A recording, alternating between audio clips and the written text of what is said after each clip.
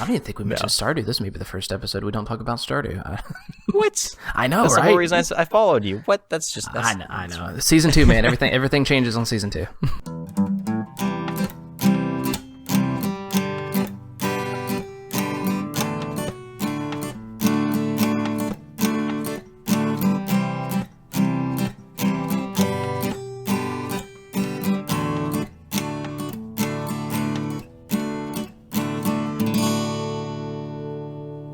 Hello and welcome to Talk Ag to Me, the podcast dedicated to improving ag literacy around the globe. I'm your host, Brennan Black, and we're back once again, with a consumer conversation, except this time it's a special occasion. For one, because this is the last actual episode of the second season of Talk Ag to Me, and for two, because we're bringing back a very special guest. For anyone who's been listening to this podcast throughout this season, you guys have to know by now, our good man Patrick here. He's back once again to educate us on everything that he's learned since our last conversation about agriculture, kind of answer some more questions he may have, and even talk about his own podcast a little bit. So Patrick, why don't you reintroduce yourself to the crowd? Hi, I'm Patrick, and I am back in black, except I'm wearing gray, but it's close enough. Close enough. It'll be fine. Hello. Oh, man. Awesome. Yeah, so thank you so much for having me back. This is it's always a pleasure to talk with you. And we've played a few games and had a few Star Wars corrections and things like that. So yeah, so yeah, that was a good time. It is good times. It's good times. So yeah, I really it's appreciate being back. Yeah, no, it's been quite a while since we last talked over the microphone. So it's good to hear your voice again. I mean, I know, like you mentioned, we had some gaming sessions, played some Splatoon 2, talked about some Star Wars. It's funny enough because Star Wars is actually one of the things we talked about in the last episode you were on, and that question you asked, I'm sure you remember what it was now. It has changed a lot of things for this podcast. Oh, really? I did listen to one of the follow-up episodes where you did talk with Star Wars. I believe I'm going, I didn't do my homework right. So would remind me what y'all did go over, because I do remember that. I'm like, oh yeah, I remember that. That was fun. Yeah. So you had asked me, because we were talking about agricultural technology, obviously, and new advancements in technology and all that sort of stuff. And you had mentioned, because I'm a Star Wars fan, you'd asked me which Star Wars droid I thought would make a good farming robot.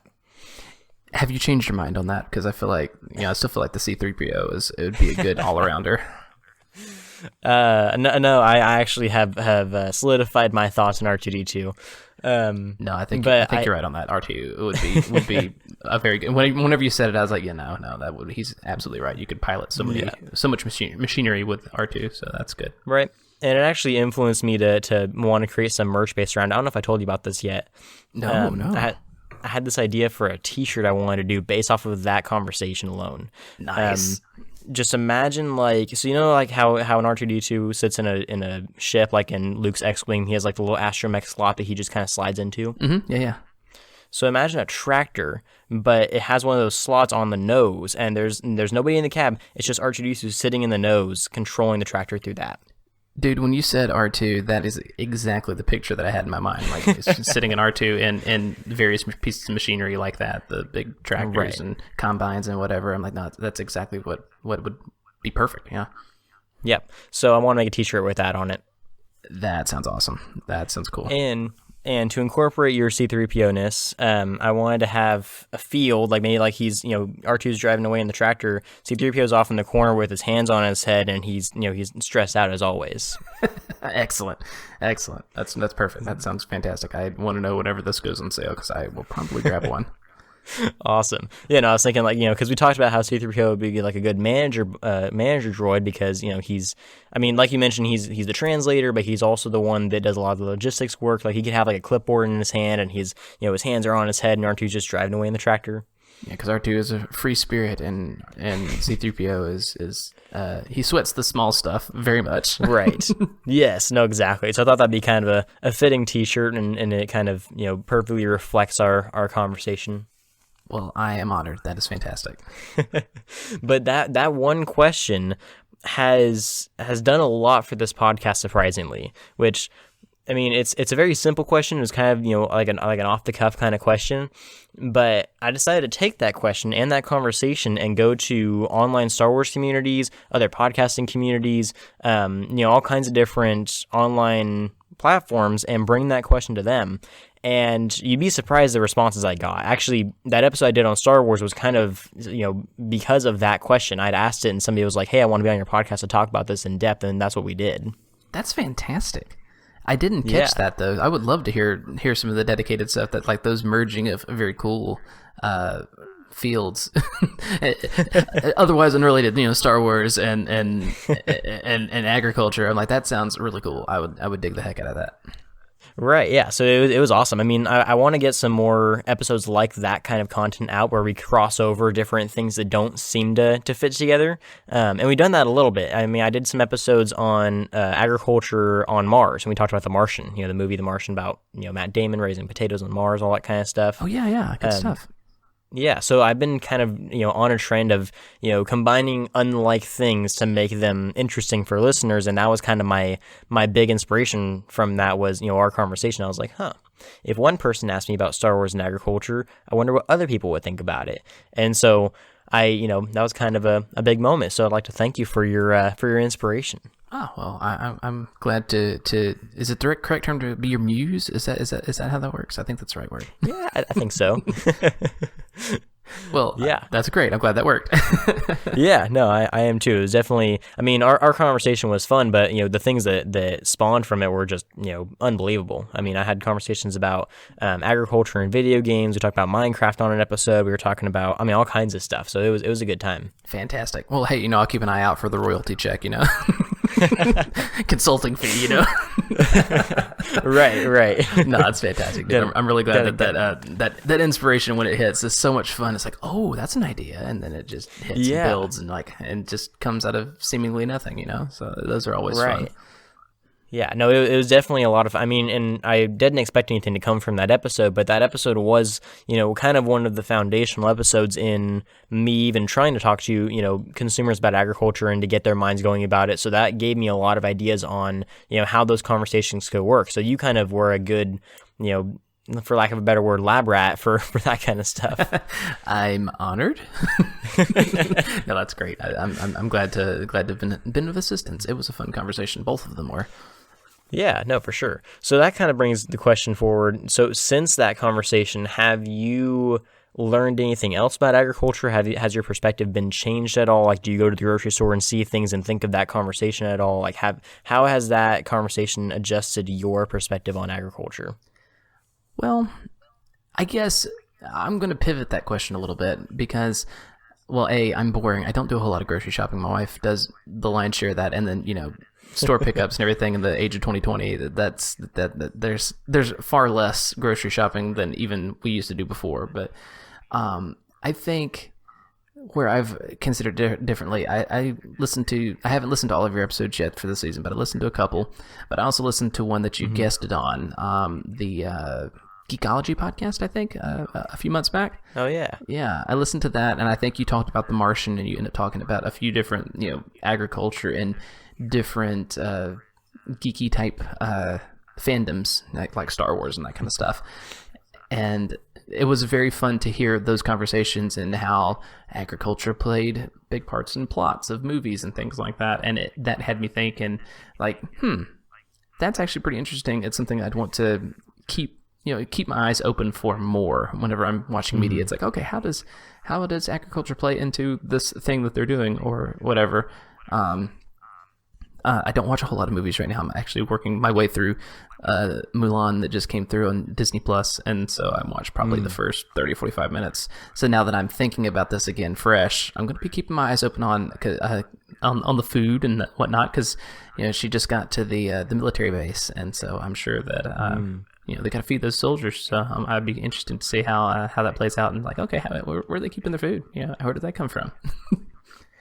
Yeah, no, definitely. I mean, we even saw in the original Mulan in the cartoon, like when they're singing the A Girl Worth Fighting For song, they're walking past the rice fields with all of the workers out there. So, I actually haven't seen a live action Mulan yet, but I'd be interested in seeing, like you mentioned, what they have incorporated for that.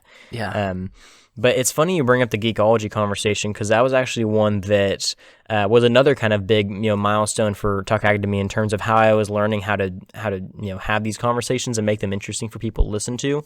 The host of that podcast has actually reached out to me a couple of times since then, and he says that he's watched movies, he's played games, and it's almost like he can't unsee it now. Like, he'll watch a movie and be like, huh, I didn't notice there were farms there before. I didn't notice that, I never questioned how they got their food before. And so it was kind of funny to see that transformation of, perspective in just something as simple as a movie you may have watched 100 times that you just don't pay attention to that detail necessarily.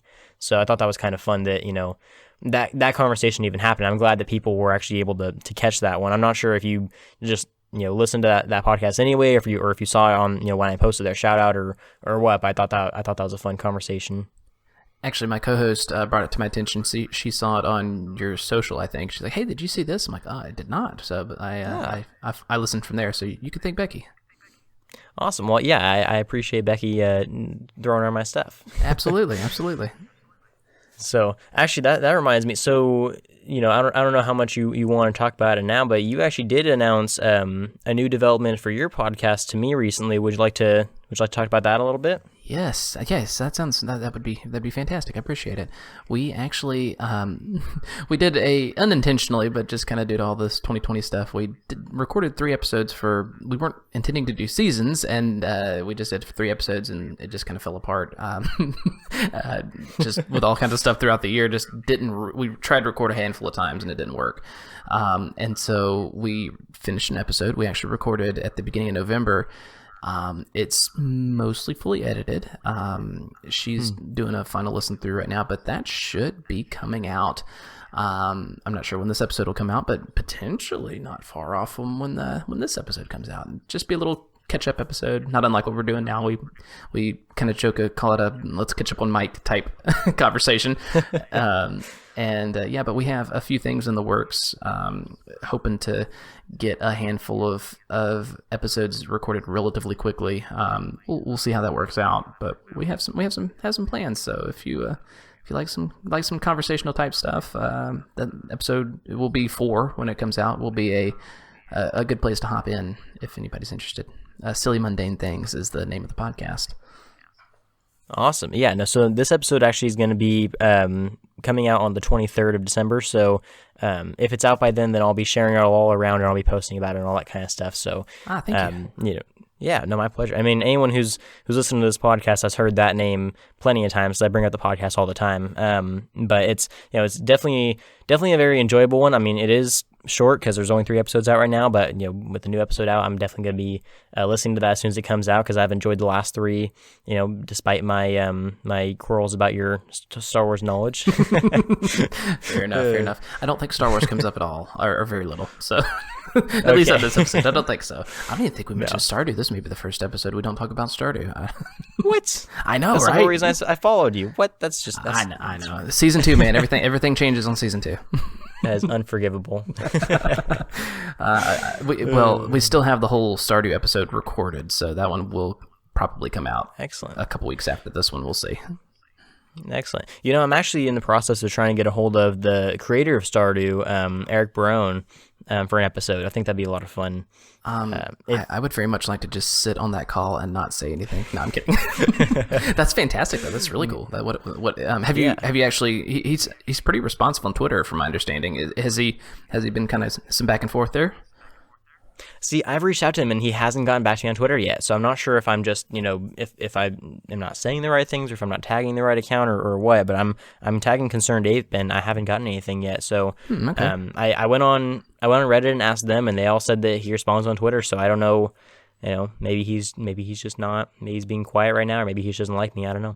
But I'm sure that's not the case. He seems like a pretty good dude. But I have not conversated with him on Twitter. But my understanding is he's relatively responsive there. He's also probably deep on that update that's supposed to be coming out pretty soon. So he may be really busy. That's true. Yeah, I might have to wait until the update comes out, and then I'll have to try him again. But I thought that'd be really cool. And if I might even do 2 episodes, and especially if I can't get him on, but I'd like to have an episode where I just kind of talk about Stardew as a game, and the aspects of agriculture that it incorporates and all that kind of stuff. So, I mean, if I can't get him on, I mean, I might be knocking on your door. Oh man, that would be fun. I'm so unfresh. I mean, I tell you what, Becky would probably be the better ask than I, because I'm like, whenever we did the Stardew episode, not to give too much spoilers away, our guest was pretty deep into it, and he's like, so have you beaten this part of the game yet? I'm like, no. What is that? And he's like, you don't know what that is? I'm like, no, I don't know what that is. And Becky's like, we haven't got there yet. And I'm like, oh, okay. So, I'm despite my lots of hours, I'm still kind of a noob at the game. I do enjoy it, but I'm a pretty filthy casual, I guess. That's fair. I suffered the same fate. I mean, yesterday was the first time I played in probably a couple months, and I'm like not even past year 2 yet, so I'm still pretty fresh. Oh, that's good. That's good stuff. I want to fire it up really bad. Man, time is so hard right now. Yes. I know. I definitely understand that struggle. But indeed.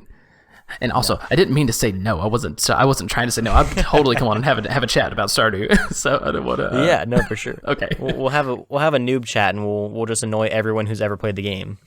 That would be quite fun. Awesome. Don't be upset by the fact. What do you use sprinklers for? I don't understand.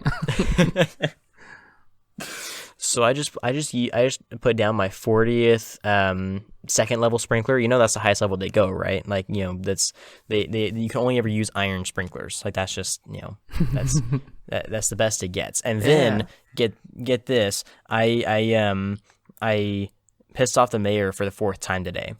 So. Digging through his trash, sure. Well, I dug through his trash, and I gave him all of his least favorite gifts. You know, I went on the wiki and said that was a good plan. So the chicken, right? He doesn't like the chicken statue thing. Right, yeah. So that was the first thing I decided to give him. So I thought that'd be good for the town morale. And then, you know, I went and married Elliot, you know, like you're supposed to do, and. Oh, man, just do everything possible to make the game as worse as possible. But no, I think that'd be fun. That'd be fun. But no, I think it's so. After our conversation, after having like the ecology conversation, that kind of stuff, I've learned a lot about like how people, you know, handle information, and it's kind of opened my eyes about like, you know, what is the proper way of teaching people about agriculture.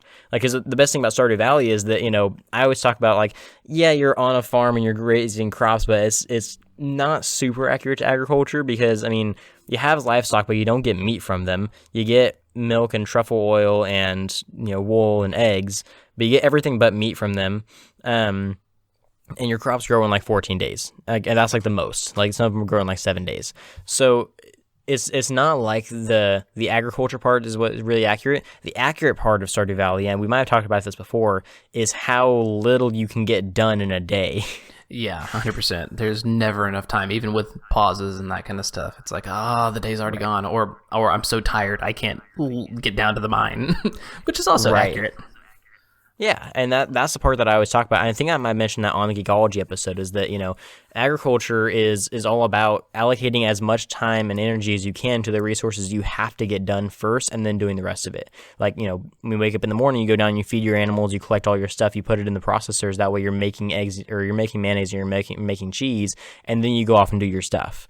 Whereas, you know, as you advance, you can have sprinklers to water your crops. You can have, you know, automated feeders to handle your animals.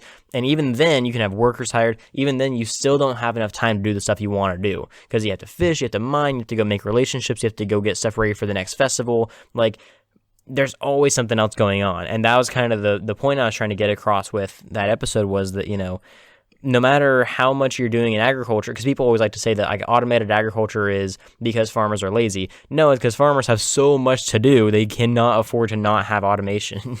No, absolutely. I mean, it's just, I mean, you know, anybody think of any job that you do. I mean, it's, if you could automate one part of it, you're not going to be sitting on your behind. You will be, okay, like I automated this part, now I can do these 15 other things. I mean, you right. Do that for, you know, my field, which is mortgage lending. I was like, if you just automate my entire process after I find a loan, it's like, well, you know what, that means I just find more loans. You know, it doesn't mean that, I can kick my feet up, I've got my one loan for the day or whatever. It's like, no, I need to find more. That one is not enough. And also expenses go up whenever you have automation, so you have to pay for those expenses. So you pay for it with scale, so you get more done and pay for the pay for the automation or the workers or whatever it is. Right. Yeah. No. Exactly. I mean, even with podcasting, that's a big thing. Is like you can automate your posting, so that way it goes out whenever you're ready for it to go out. That doesn't mean you don't spend that time doing something else. And in fact, it's quite the opposite. Like as soon as I figured out how to automate my posting, I was out contacting people more often. I was networking more. I was editing more. Or I get all my editing done and I have all my stuff automated to do whatever it's got to do. Then I'm off working on new projects. So it's like there's always a grind there. It's automation is not there for the purpose of getting lazier. It's for the purpose of getting more done. Exactly. And that was kind of the essential talk out, because we talked about that with our last episode with talking about the new ag technology that's been coming out.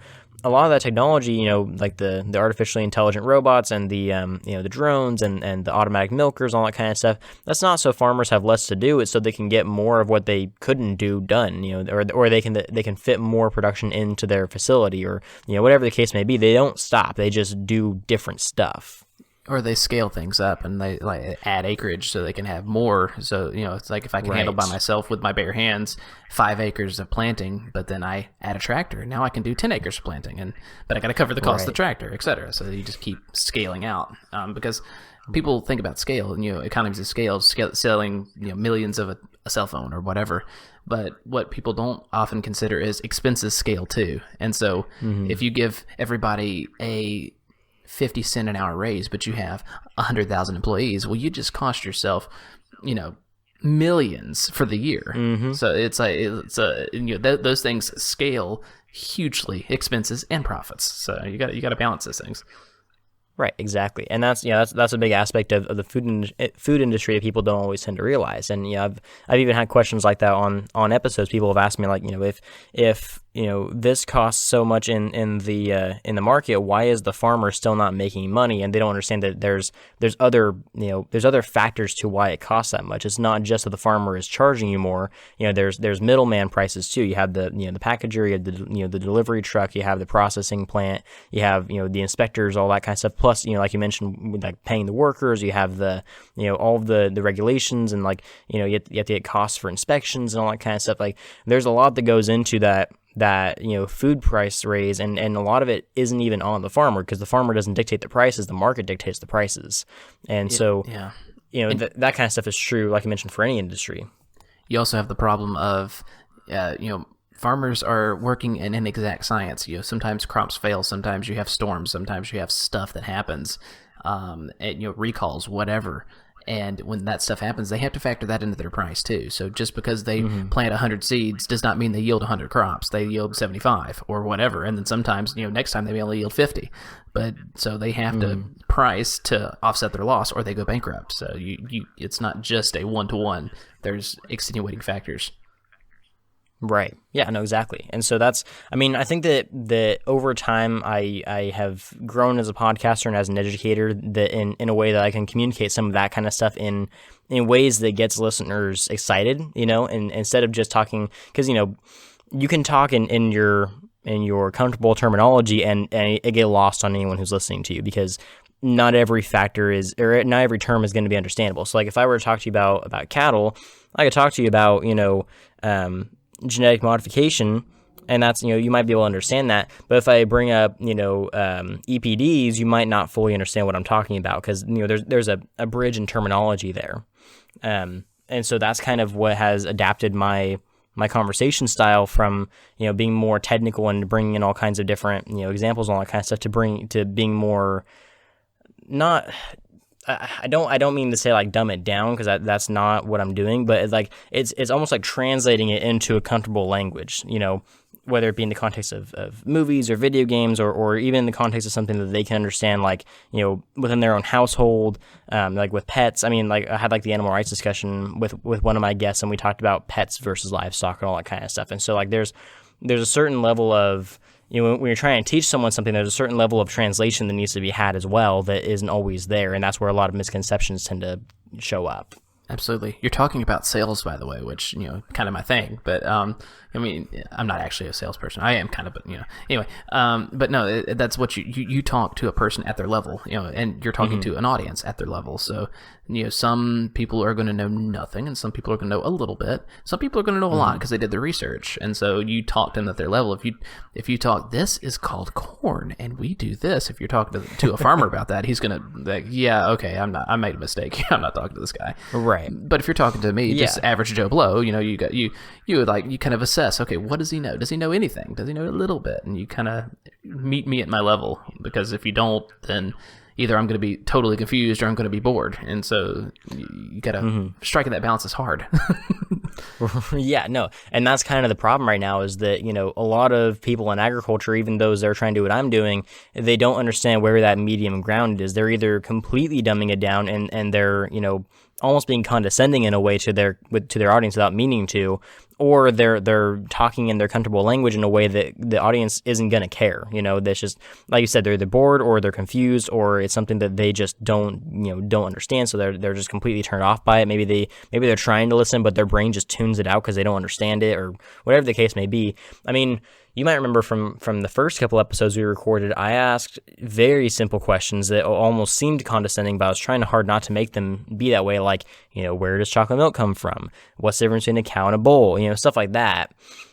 But the reason I asked that is not because I don't think that you know it. It's because if I assume that you do know it, and I go on and talk about all this kind of stuff, then I might miss the mark somewhere, and I might cause a breach in our conversation that doesn't need to be there. So I don't ask those questions anymore, but I do have questions that I will ask during conversations to kind of gauge my guest and my listeners' kind of, level of understanding of the concept before I move on and talk about something. And you might have noticed, I don't know how much of my newer episodes you've listened to, but you might have noticed I've kind of adapted that over time, instead of just like, do you know this? Do you know that? To like, I'll start kind of like inching in parts of the conversation. If they seem like they understand what I'm talking about, then I'll just go full in and talk about it. If they're not getting it, then I'll kind of, trace my steps back a little bit.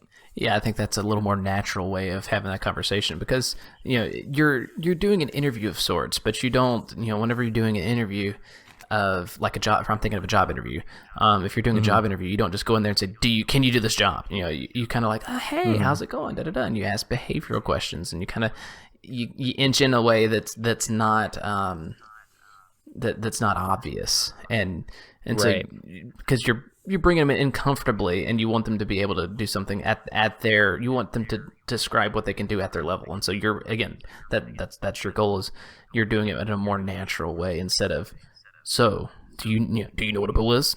Do you know the difference between a cow and a bull? What about a pig? Etc. You're just yeah. No, exactly. Pigs make bacon, right? That's what that. Yes, pigs make the bacon. You got it. Right. And that was kind of the, that was the goal from the start, was to try to avoid having to, have those conversations of like, do you know what this is versus this is, because that tends to kind of cause, it's not that it's disrespectful, but it can almost come across that way. So like, that was kind of, that was a little bit of the purpose of bringing you back on here today, was to kind of see, where my, personally, where my interview style has evolved over time. Like, did you, I know that you probably didn't, but did you feel condescended against in our original conversation when I was asking those questions? No, I understood what you were trying to do. I found it humorous, so I was like, well, I'm just going to play along a little bit. But that may have not been helpful in hindsight. I don't know. but no, I think the humor did kind of help break the ice for a little bit too. Like, it didn't seem like you were offended by me asking simple questions like that. Because you didn't know me from Adam. You literally found me on Reddit, wondering about the Reddits, and it's like, hey, would you like to do the show? I'm like, sure, that sounds fine. And it's like, you don't know anything. I may be the world's biggest dunderhead with a mic, which I may hate. I probably am, let's be honest, but no, definitely not. I've from what I've heard from your podcast, you know at least a little bit about what you're talking about, except with Star Wars. Except with Star Wars. And even then, like, I always like to criticize how much you know about Star Wars. It's not like you guys got that much wrong. I just needed to nitpick because I felt the need to nitpick. And I'm joking, by the way. It's an in-canon joke, I love inside jokes. Right. Yeah. No, that's kind of the, that's the great thing about this podcast, is the amount of insider jokes that I've made is just awesome. But no, I think that's something that I when I started this second season, I started with the intention of being able to have conversations with people who didn't know, but I had no idea how to have those conversations because I hadn't had them before, which, like I said, you were a little bit like my lab rat in that way, and you helped me kind of figure out where that healthy middle ground is. And actually, I think it was after your episode that I stopped asking those questions. Oh, really? Okay. Because it might have been like 1 or 2 episodes later, but I was going back and listening to those questions, and I was like, man, that sounds really mean when I asked that question. I know that you didn't take it that way, but somebody who's listening to that might think like, oh, this guy assumes that, that we're all idiots and that we're not going to understand this. But, so I kind of adapted my style almost immediately after your last episode to be more, inviting and conversational instead of just like to the point, do you know this or do you not? Yeah, I think that's probably a good switch, and like I said, it's a little more natural, and also maybe a little less. While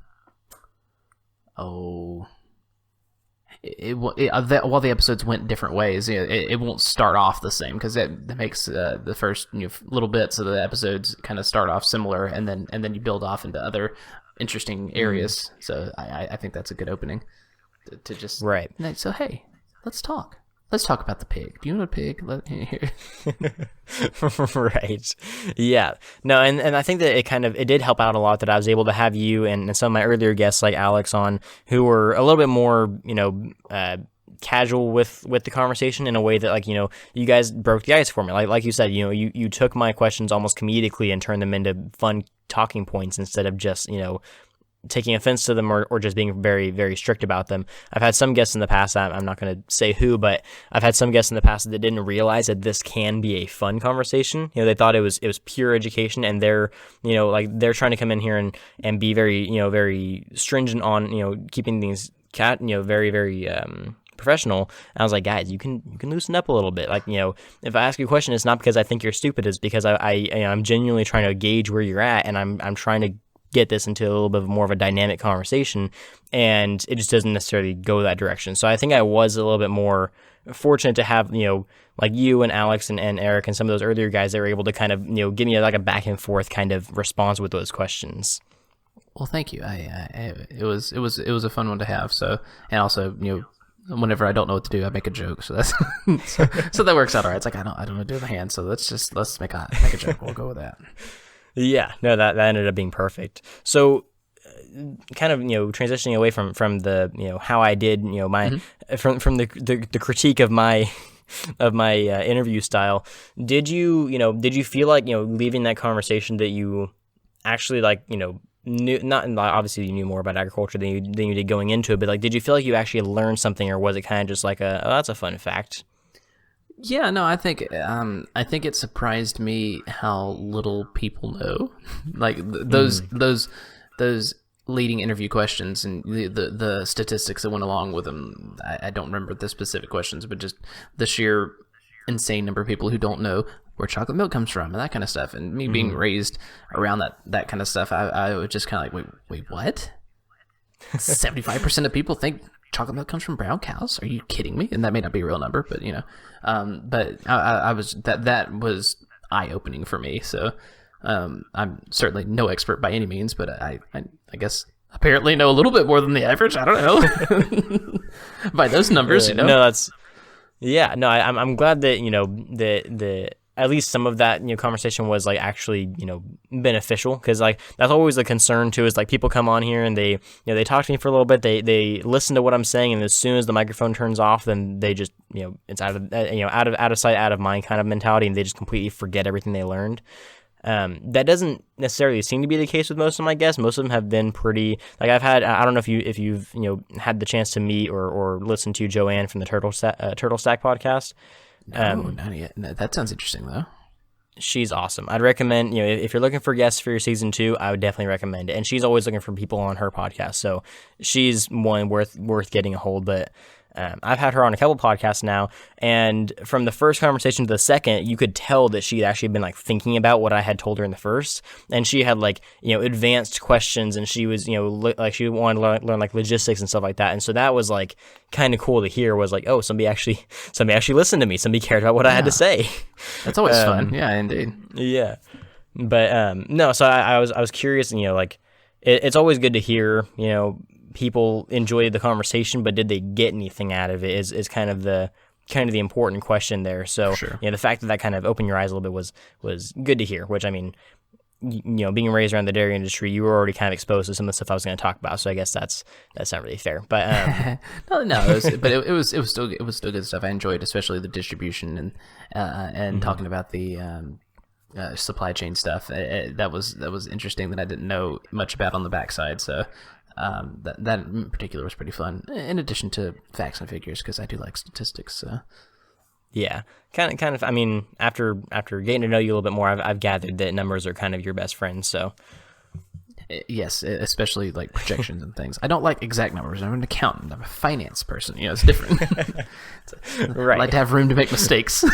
There's no room for mistakes in accounting. Right. No, exactly. But I mean, that's good to hear that you're for the most part. My earlier guests were still kind of getting something productive out of the conversation. So that being said, since that conversation, and I know we talked about this a little bit, but have you come across anything in terms of like, have you seen anything on social media about agriculture, or have you just in general like thought of anything else that you were curious about, or any other questions? So I have, but I'm a bad guest, and then I'm like, I've started. There's been things that have entered my mind. So my wife is very conscious of organic food and that kind of stuff, and so seeing that kind of stuff, just trying to be real cognizant of having extra clean food, just because my kids have my eldest has a special needs, and so being really cognizant of clean, good food. So I have had more general just interest in like organic food and that kind of stuff, and so not a very good question to ask specifically, but maybe you could shed some light on organic farming versus regular farming. That would be interesting to me. Yeah, for sure. I mean, and the reason I ask is just for old time's sake, get some conversation going. Absolutely. But so the main difference between organic and regular farming, and by regular I mean conventional farming, basically is what level of, really, there's a certification process for organic farming, and that certification process basically means that an organic farm hasn't used X level of chemicals on their crops. Typically, there's different types of organic labels too. So there's specific labels for different things. I can't remember for the life of me what each label specifically means, but like there's the 100% organic label. If it has 100% organic, that means it's actually organic. There's like other labels that mean like organic, or like it contains organic products. Those mean that they're like lower percents. Like there's like a 90%, there's like a 75%, stuff like that. The reason that label exists is because somebody who's farming organically has to get certified that they haven't used any type of chemicals or genetic modification or changes to their farming procedures that are deemed by the organic by the USDA as non-organic, because organic basically just means they're growing it naturally. The misconception tends to be that organic food is grown without any kind of pesticides, without any kind of genetic modification, anything like that. That's not necessarily true. They can use pesticides, they can use fertilizers, and they don't have to be organic pesticides or organic fertilizers. They can use those too, but it's the amount in which they apply that makes it certifiable. Okay, so like under 5% or 2% or whatever the number may right. be. Okay. Right. Yeah, I'm not exactly sure what the number is. I think it depends on, the acreage, like, this percent per acre or whatever. Okay. But I'm not entirely sure what the numbers are. I could get them, at another time, but would it matter what's being farmed? Sorry, I didn't mean to cut you off. I apologize. But would it matter like what crop is being farmed? Do you think that would change the percentages per se? I would say so. I think it definitely depends on what's being grown, what the circumstance is, what state it's in too, because obviously some states, like I live in California, we have the most regulations on everything in terms of agriculture. So obviously they're going to regulate it a little bit heavier, but it depends on what state it's in, what crop is being grown. The regulations even change, over time too. So what, like 1 year it might be less than 5%, the next year it's less than 2% or something like that. So it's like, it kind of just depends on how things are shifting, and also the organic market can kind of determine some of that stuff too. So There's just, the common thing that people believe is if it's organic, it's automatically completely free of pesticides, antibiotics. Like organic animals are completely free of antibiotics. Not entirely true. Most of the time they are, but it doesn't necessarily mean that they are 100% free of all that kind of stuff. So the main difference really is just, like I said, like the level of application and also how it's grown. So like if you have an organic field next to a conventional field, they have to be a certain distance apart, or else there's potential lawsuits that can be had. Oh wow, that's because yeah, so like there's actually, I can't remember what the circumstance was, but I know that a couple years ago there was actually a lawsuit actually near my hometown where there was two fields next to each other. I think they were cornfields. One was organic, one was not organic, and the non-organic one accidentally cross-pollinated with the organic one, and the organic guy sued the non-organic guy because that basically disqualified his entire field from being certified. Oh no, what a mess. Yeah, so there's stuff like that can happen too. So like, the level of, like you have to be very cognizant of cross-pollination, of, if somebody's like spraying a field with pesticides, like they're flying over a field, if they hit the organic field, then that causes some issues. So they have to be cognizant of that. You have to be aware of the soil. So like if let's just say you're growing conventionally grown corn and you want to switch to organic corn, you have to completely, plow under your field, and it takes 3 years for you to be able to grow organic corn. Good gracious. Yeah, so you have to give it 3 years for that soil to be completely rid of all of those chemicals and stuff like that, and then the certifier can come in and certify the field, and that's before you even get to grow anything, and then you get to start growing stuff. So the actual process of growing organic is pretty strenuous, and that's actually why it costs so much more. People think that it's just for a marketing ploy. I guess that's kind of true too, but it also is a lot harder to grow organically because your crops are a lot more likely to die. You're a lot less likely to be able to grow a large quantity of crops because the yields are lower on non-GMO crops.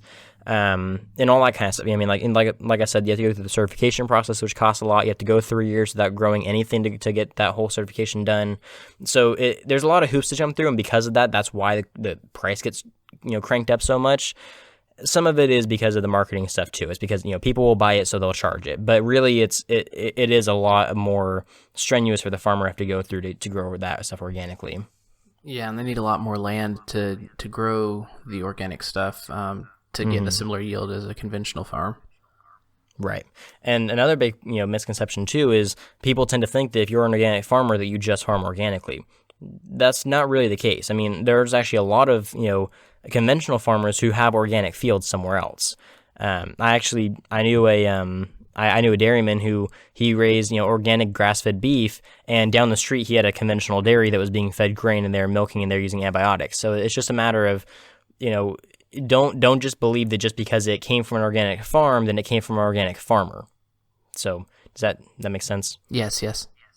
Interesting. So yeah, so that's kind of, those are the big differences between organic and like kind of, this isn't necessarily the same thing, but it kind of ties into the same thing. Like let's say you have two, let's just say you have organic cows, like dairy cows, and they're out on a field, like they're not in a barn or anything, they're out in a field and they're being raised organically. If you have to give one of them an antibiotic, if it gets sick, there's always like the belief that if meat is raised antibiotic free, then that means that the cow probably died young or something like that. Not always the case. If a cow gets sick, they can give it an antibiotic. The thing is, though, it gets moved to a different pasture and it can no longer be considered sold. It can no longer be sold with the organic label on it. So it cannot be sold with the organic label, you say? Right. So that makes sense. Okay. You can have like two fields next to each other, and if a cow gets sick in one field, you just push it to the other field with the other cows, and they just get they get their antibiotic, and then they're back to being normal, but they can no longer be sold organically. They have to be sold under the conventional name. And so it's not that somebody who raises their cows without antibiotics is, they just let their cows die. It's that they just don't sell them organically. That makes sense. I mean, rather than you can't that because cows are incredibly expensive. So just letting one die because he gets sick would be extremely costly. Right. I mean, not to mention the animal rights issues with it. You can't just let a cow die because it gets sick. You got to treat that thing. Also true. Yes. So, But yeah, so those are kind of the main. I don't know if that answers your question about the difference between conventional and organic in terms of growing. But given how poorly I framed the question, yes, that was a good answer. But yeah, so that's kind of. I mean, and there's a different conversation to be had against the difference between conventional and organic food. But as far as how it's grown, those are the main differences you have to know about. Those are good questions. I mean, good answers, I should say. Yes, I had to ask great questions. No, those are great good answers, because that is the one thing that's probably stayed in my mind the most since then. It's like, because my wife, she's been looking into this for quite a while, just because of my son's special needs, but it was something that kind of like, that kind of planted the seed, if you will, of the differences that made it pretty interesting in my mind. Yeah, no, and it's definitely it's a really interesting conversation, and I'm definitely not you'll get some people who are agricultural advocates that are completely against the idea of organic. I really don't care. I think that there's a good place for both of them, and obviously there are different needs for different types of food. I have heard the argument that people with special needs need to eat organically for one reason or another. I haven't heard why though. Like, do you know the specific reason as to why that is? Oh, my wife would be so proud of me getting to bring up some of this. My understanding is that it's a big part of gut health. And so I'm going to badly paraphrase, but also not an expert. My wife is the researcher and much more in tune to these things than I. So my knowledge is very secondhand. But my understanding is a lot of the gut health, because especially my son's got autism, and so a lot of autistic things are tied to gut health, and such that if you are putting better food in and can keep their gut health improved, it can help their symptoms where they can process things better. Because there's just a lot going on inside their little stomachs. That just, because a lot of times people with autism have a lot of food allergies and stuff as well. So having organic food versus not organic is not going to cure allergies, but it can help them just better be able to process things. Their bodies don't have to work as hard to break down food, and so they can just better be able to, because he just gets overwhelmed with everything. It just, everything sensory wise, from noise to sound to taste, it just is overwhelming. So giving him ways to regulate that and doing it via his gut is a good way to do that. And so trying to limit the pesticides and things like that gets into a system, it just helps that gut health, at least is my understanding. But that is about as deep as I know. She would be able to go give you a little more in-depth answer to that. Yeah, no, that's really interesting. So I've studied autism a little bit, because I mean it's something that I was really interested in for a long time. I used to date a girl who had a brother that was autistic. I used to work with him, like, teaching him stuff in school and that kind of stuff. And also, have you heard of Temple Grandin? The name sounds familiar. Okay, so she is awesome. She's actually an autism spokesperson, and she's a large animal rights spokesperson as well. And I actually had studied her I still do study her for a really long time. I've looked into her stuff. She's written a lot of the modern literature on animal behavior, on animal rights, on our better understanding of how livestock work. She actually redesigned all of the slaughterhouses in the United States to be suited to keep the animals as calm as possible. That way they produce better meat. And the reason she knows how to do that stuff is because so she, like I said, she is autistic, and through her autism, she has a unique ability to kind of see the world through the animal's eyes. So she's able to understand how the animals view things. And it's like she'll walk through a pen and she'll see a glimmer of sunshine. She's like, oh, that cow's not going to walk through here because that sunshine's there. You need to patch that hole. And so she's it's insane how her brain works. And that actually was part of the reason why I got so interested in how autism works. And so I started studying it quite a bit. And so she had some really, really interesting thoughts on a lot of that stuff. I actually hadn't heard about the gut health thing, though. That's really interesting that's kind of because I've heard arguments about, why why you should eat organically instead of conventionally. And I have heard some fears about it, about like GMOs and stuff like that causing autism, but I hadn't seen anything to back that. But I'd never heard anything about people who already, are autistic, eating eating organic food for gut health. I mean, it makes sense, but that's really interesting. Yeah, it's less the GMOs. I mean, but more the pesticides and that kind of thing. Right. What's the one that's like residue? No, not even residue. It's a specific glyphosate, I think is the. Oh, glyphosate. Glyphosate, that's the one. Yes, thank you. So that's the one that's can do some pretty nasty stuff to gut health, and so you can't use glyphosate on organic, right? Is that right? That's correct. I mean, most operations ban glyphosate nowadays just because of how many issues it's been reported of causing. There's a lot of, I mean, even conventional farms that refuse to use glyphosate just because of lawsuit reasons and that kind of stuff. Glyphosate is just Roundup, right? I believe so. Yes, that's the like the primary active chemical in Roundup. Okay, gotcha. So there are some alternatives to, like, I think that Roundup is actually, like, they're developing alternatives to it that don't use glyphosate for those reasons. I could be wrong about that, but that's what I heard around, like, maybe they're early in development, but that's kind of what I heard around the bush. So Roundup, I'd be interested. They need to change their name. They've got a lot of mud on their face from that. Right. Yeah, so I don't know what the status is on that, because like I said, I heard like pieces of that whole controversy, but I don't fully know what the whole context of it was. I have heard some pretty nasty things about glyphosate though, so it does make sense that would be something to avoid for somebody in that situation. Absolutely, yeah. And so we try and avoid that where possible, and we're relatively successful, so so that's good. Well, that's good. No, I'm glad to hear that. So yeah, no, I definitely recommend looking into Temple Grandin. And she's got all kinds of books on autism and like how proper ways to handle autistic children as they get older, and good ways of getting them, especially if they're higher functioning. She has a lot of good strategies on how to get them involved in stuff and get them working on like how to get them jobs and how to get them active in like social life and that kind of stuff. So she's awesome. That's good stuff. Yeah. My son is very high functioning actually. I mean, on first glance, you might not even know, and then you hang out, and you're like, oh.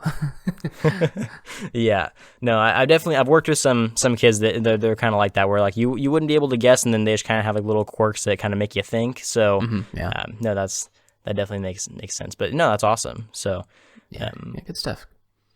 Yeah, wasn't anticipating that in this conversation, so there you have it. Yeah, no, I wasn't either. I mean, I was just, like I said, trying, for old time's sake, answer some ag questions, but that's good stuff. That's a good conversation. Yeah. So yeah, I mean, does that kind of, I mean, I don't know if you had anything else about organic or any other questions in general you had, but I don't think so. I think I probably hang up the call and be like, I should have asked about this, but nothing springs to mind immediately. The organic thing has just been such a broad thing that's entered my life, and so that stays in my mind. But it's hard to break that down into why. What is the question? Say organic question mark. You can answer that, right? Just organic, but yeah, I don't have much else specific. After I finish Mulan, though, I might have some questions if there's some good ag stuff to talk about. Awesome. Well, I still need to watch it too. So if I watch it and I see anything, then I'll know what to answer. But yeah, no, I mean, sorry if I hit my mic. That's okay. Yeah, no, if anything comes to mind, you can always just reach out to me. You know how to contact me, and we haven't gotten to play any games in a while, so we'll have to have a little sit down session and talk about Mulan and organic and all that kind of fun stuff. So that sounds like a blast. Awesome. I mean, that was kind of all. I mean, the whole my whole purpose when having this episode was, for one, kind of have like a nice reflection episode, this being the last episode of the season, kind of reflect on where we've come from and how you kind of started it all. I thought it'd be kind of poetic to have my first guest also be my last guest. So well, I'm honored to capstone it or bookend it or whatever. I don't know. One of those words. Yeah. Well, it has been an absolute pleasure as always to chat with you. And yeah, I'll come back anytime you'll have me. Awesome. Well, I mean, I will definitely be looking for guests for season 3. So, I mean, you're more than welcome to come back on, especially once you start getting your second season all warmed up. Then I'll be shouting you guys out all over the place. So, that'll be a lot of fun. Absolutely. And if we have a follow up to Stardew, we I'm sure would very much enjoy having you on as well. So or whatever other nerdy conversations. You might could have the live Star Wars correction. It's like, okay, I have a list. We're going to talk about Star Wars. So here's everywhere we went wrong. So we're going to talk about Stardew. I said, nope, we're talking about Star Wars. Thank you very much. Like, okay. Wrong star. We'll get to the video game in a second. We have some issues to address. Awesome. But yeah, no, I've sure had a pleasure of having you on this podcast for the third time now. It's always fun hearing from you and seeing your support and all that kind of stuff. So I guarantee I'll have you back on here in the future. So you're kind of a fan favorite right now. You've brought a lot to the podcast. So well, thank you.